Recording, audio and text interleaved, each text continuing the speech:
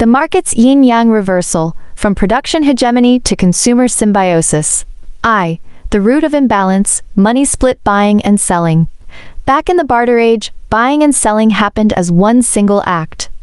Trading potatoes for cabbages meant every party was simultaneously a seller and a buyer. Once currency entered the picture, however, the two acts were torn apart across time and space. Producers sell goods to earn cash, while consumers spend cash to make purchases. This divide led capital to fixate solely on visible production capacity, blind to constrained effective demand. Consumers' purchasing power is capped by the total money supply. The outcome is inevitable. Production scales endlessly while buying power lags, flooding markets and sparking cutthroat competition. What we label an overabundance of goods is not true material surplus at its core. Consumers are simply swamped by identical products, robbed of meaningful choice and scarce attention. 2. Flipping the causal logic. Production cannot call the shots. The argument that labor is inherently self-serving holds true for self-sufficient subsistence living. But mass modern production is inherently other-oriented. A chip maker will never consume the semiconductors they build. Now that our productive capacity can sustain the entire human population, mindlessly churning out more physical goods only wastes finite resources and energy. We must reverse the causal chain. The economy can no longer be driven by supply created out of thin air by manufacturers.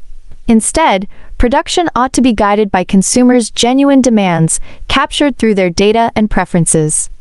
Producers surrender their role as rulers and evolve into functional agents acting on consumers' behalf. To draw an analogy, when you spot a shadow on the ground, you do not fixate on the silhouette products.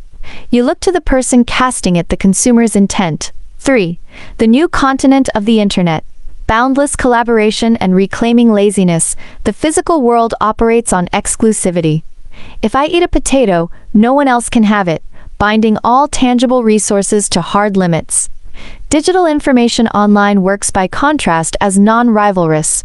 My use of an algorithm does not bar yours, unlocking infinite room for collaborative efficiency and reusable knowledge.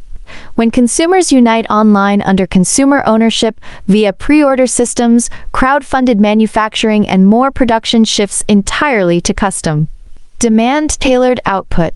What many dismiss as laziness is actually a core engine of civilization, redefined as the principle of minimal energy expenditure. Every leap in human technology exists to offload repetitive labor onto machines.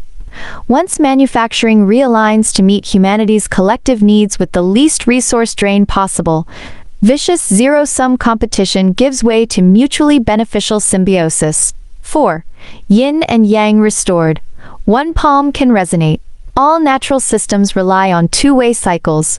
Production stands as yang, visible, outward-facing action. Consumption is yin, unseen yet holding decisive governing power.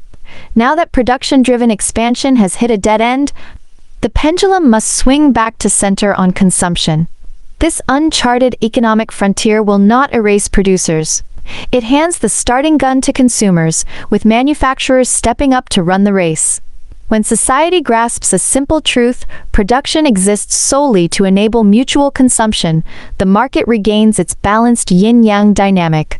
A single palm cannot clap alone, but on the Internet's uncharted new continent, once the two sides meet, the reverberations will ripple across the entire global economy. We are stepping into this frontier, and consumers' data and attention will become the most valuable commodity of this new era, our new potatoes.